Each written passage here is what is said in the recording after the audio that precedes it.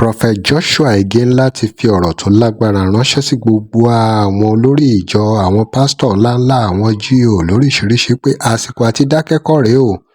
Bàbá yìí pè wọ́n níjà gidi gan ni o, pé kí ló dé tán ṣe máa dákẹ́ lákòókò yìí, pé silence means consent. Kí ni àwọn nǹkan mẹ́rin tí bàbá yìí ní wọ́n gbọ́dọ̀ ṣe ní kíákíá, àti àwọn nǹkan tó máa fi mọ àwọn pásítọ̀ gidi lákòókò yìí, pé ṣebí àwọn kan ni wọ́n gbé ọ̀rọ̀ protest jáde nígbà tí wọ́n fẹ́ yọ Goodluck Jonathan kúrò lórí oyè, pé kí ló dé tán wá dákẹ́ lákòókò yẹ̀ wò.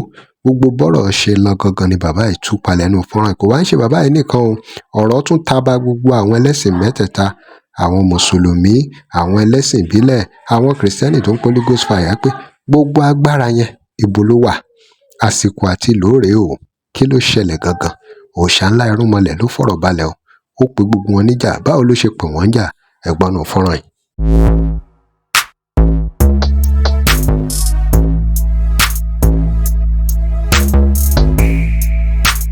This is my recommendation to all Christian leaders. If you're a pastor, a clergyman, and you are really born and washed by the blood of the Lamb, Sorosoke, speak out. Speak out. Silence is consent. If we all speak out, it is important we speak out. We cannot be losing our members. Christians are dying and you are quiet. You are not a pastor. You are a chicken.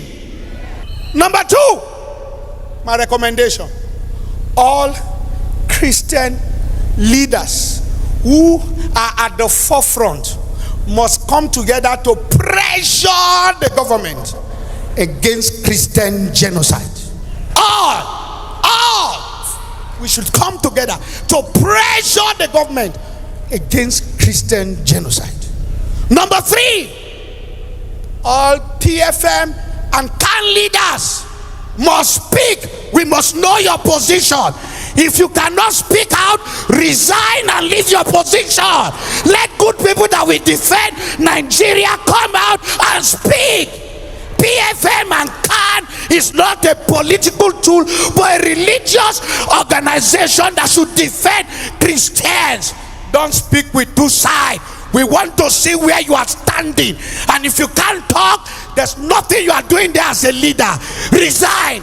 My name's Joshua Nla. I fear nobody but God. Number 4, recommendation.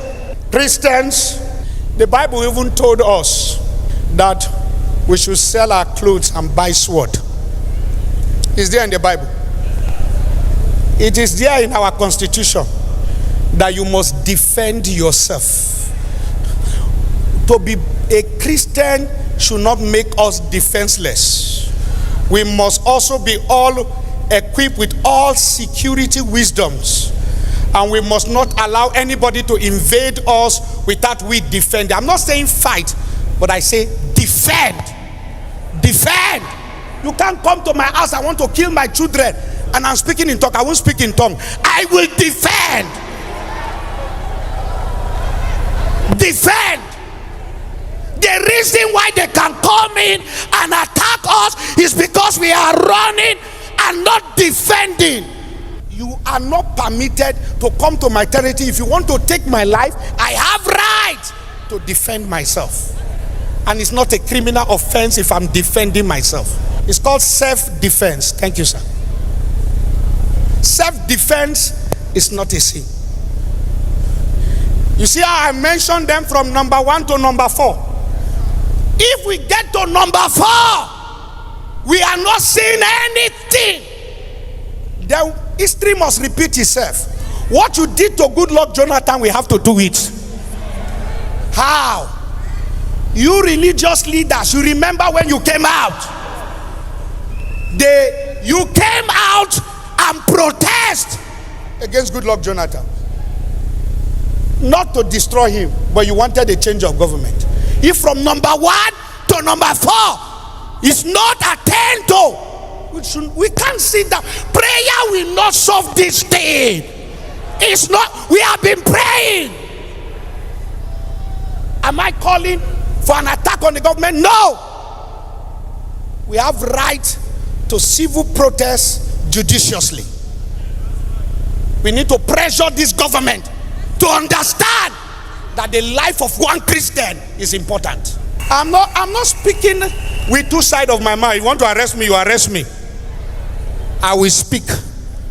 There is problem in this country, and Christians are dying. Nobody should keep quiet. Nobody. How do you take people, smash their head, kill them, and our leaders are quiet? You can serve what you want to serve. Leave me to serve what I want to serve. Gbogbo ẹ̀yin pastor nílẹ̀ Yorùbá, gbogbo ẹ̀yin àfà, gbogbo ẹ̀yin oníṣẹ̀ṣe, ẹ dóná. Àsìkò tá nídìí yín lélẹ́yìí o. Àwọn agbénipa ń pa everybody, kí ló ṣẹlẹ̀? Àwọn ajínigbé tí wọ́n ń pa àwọn èèyàn nínú church, tí wọ́n ń pa àwọn èèyàn nínú mosques. Ẹ dóná, àsìkò tá nídìí yín lélẹ́yìí náà. Gbogbo Holy Ghost fire tẹ́ máa ń pè nínú church. Ẹ ṣe bá wa Holy Ghost fire kó bá wa fire gbogbo àwọn bandits, kó bá wa fire gbogbo àwọn tó ń jí àwọn èèyàn gbé tí wọ́n ń pa àwọn èèyàn nípakúpa yìí. Gbogbo ẹ̀yin àfà, gbogbo ẹ̀yin imam, ẹ ṣe bá wa gbé Quran kalẹ̀. Gbogbo àwọn àyà tó wà nínú Quran, ẹ ṣe bá wa sọ kalẹ̀ lásìkò yìí. Agbára tó wà nínú Quran ẹ ṣe bá wa lò lásìkò yìí. Gbogbo ẹ̀yin oníṣẹ̀ṣe, ẹ ṣe bá wa bẹ̀ gbogbo àwọn òrìṣà tó wà nílẹ̀ Yorùbá, ẹ ṣe bá wa bẹ̀ wọ́n lọ́wẹ̀. Gbogbo ẹ̀yin oníṣẹ̀ṣe ní ilẹ̀ Yorùbá, àbẹ̀ wọ́n ìyí wa ni, because ẹ máa ṣọdún eégún, ẹ máa ṣọdún Ọ̀ṣun, ẹ máa ṣọdún ọlọ́jọ́, ẹ máa ṣọdún Èṣù, ẹ máa ṣọdún Ṣàngó. Ẹ pè wọ́n kó wá jà fún wa o. Àsìkò tá nídìí wọn lélẹ́yìí o. Ló ṣẹlẹ̀ gangan náà. Àbí na dey whine us, ṣé ń whine wa ni? Gbogbo àwọn agbára tẹ́ máa ń display yẹn, ẹ ṣe bá wa sọ àwọn agbára yẹn kalẹ̀ báyìí. Ṣé rí, tẹ́ ẹ bá ti lè sọ agbára kankan kalẹ̀, gbogbo ẹ̀yin àfà, gbogbo ẹ̀yin pastor, gbogbo ẹ̀yin oníṣẹ̀ṣe, gbogbo ẹ̀yin tẹ́pẹ́ra yín ní babaláwo, tẹ́pẹ́ra yín ní pastor, tẹ́pẹ́ra yín láàfà. Tẹ́ ẹ bá ti lè sọ agbára kalẹ̀ báyìí, agbára tó wà nínú Quran, tẹ́ ẹ bá lè sọ kalẹ̀. Agbára tó wà nínú Bible, tẹ́ ẹ bá lè sọ kalẹ̀. Agbára tó wà nínú ìṣẹ̀ṣe, tẹ́ ẹ bá lè pe àwọn agbára yẹn báyìí. Ẹ jọ̀ọ́, ẹ lọ jókòó síbi kan. Ṣé ń whine wa ni? Because wọ́n wọnú church, wọ́n ń pa àwọn èèyàn nípakúpa. Níbo lágbára tó wà nínú Bíbélì wà? Níbo ni gbogbo àwọn agbára Holy Ghost fire? Níbo làwọn agbára yẹn wà? Holy Ghost fire, Holy Ghost fire. Tẹ́ máa ń pè nínú church dà. Ẹ ṣe pè sí àwọn tó wá ń jí àwọn èèyàn gbé, kẹ́ pè sí wọn lórí. Holy Ghost fire kó fire gbogbo wọn. Débi pé wọ́n jí pastor gbé, wọ́n jí ìyàwó pastor gbé. Wọ́n tún kó àwọn ọmọ ìjọ lọ. Níbo lágbára tó wà nínú church? Níbo lágbára yẹn wà báyìí?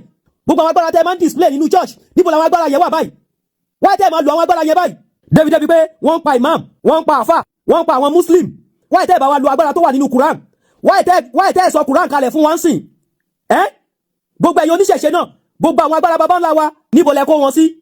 Ẹ ti fún gbogbo àwọn agbára yẹn, ẹ ti fún wọn ní wọjẹ, ẹ ti fún wọn léèwọ̀ jẹ àbí? Ṣó yẹ kí wọ́n ṣá ọmọ Yorùbá kankan ládàá, kádà kó wọ ara ọmọ Yorùbá? Ṣó yẹ kí wọ́n yan ọmọ Yorùbá, kí wọ́n yan níbọn kíbọn wọlé? Nígbà tó jẹ́ pé ẹ̀yin ọmọ Yorùbá, ẹ ti fi ẹnu búburú, ẹ ti fi kà wọn baba ńlá yín. Nígbà tó jẹ́ wípé ojú tó yẹ kẹ́ fi ríran, òun lẹ fi ń tẹ̀lẹ̀. Ẹ rìn nílànà tó yẹ kẹ́ rìn, òun ló yẹ kó máa pa yín nípakúpa. Bẹ́ẹ̀ ni, ṣó yẹ kó máa ṣá ọmọ Yorùbá kó máa wọlé? Ṣó yẹ kó yan ọmọ Yorùbá, kán yan níbọn kíbọn wọ ara ọmọ Yorùbá? Nígbà tó jẹ́ wípé ẹ ti tàpá sọ́run yín, ẹ ti tàpá sí ọ̀run yín. Gbogbo ẹ̀yin oníṣẹ̀ṣe nílẹ̀ Yorùbá, ibo lágbára àwọn baba ńlá wa wà? Àbí na dey whine us?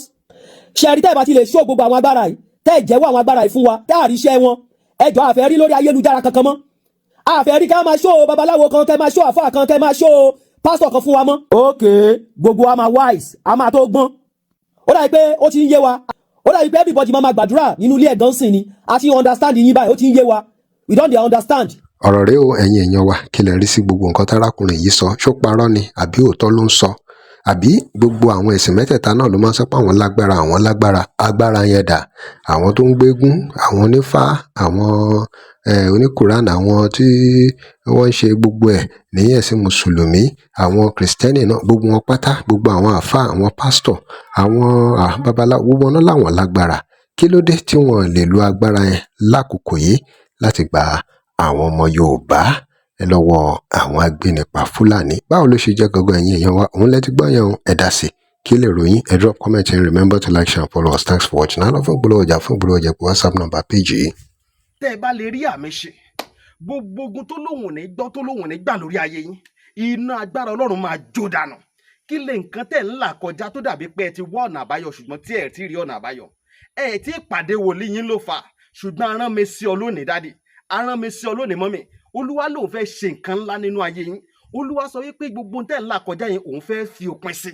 kí nìkan tẹ̀ ń là kọjá lórí ìgbéyàwó ni, lórí ọmọ ni, lórí iṣẹ́ ni, níbi gbogbo ni, bóyá ogun kan ló dàbí pé ogun yẹn le, ẹ ti gbìyànjú kò tí ì sí ọ̀nà àbáyọ. ẹ jẹ́ àjọ gbàdúrà, ẹ jẹ́ àjọ wá ojú Olúwa, kí làṣírí ogun yẹn gangan, ẹ jẹ́ àjọ wádìí lọ́wọ́ Ọlọ́run ká dẹ̀ mọ ọ̀nà àbáyọ.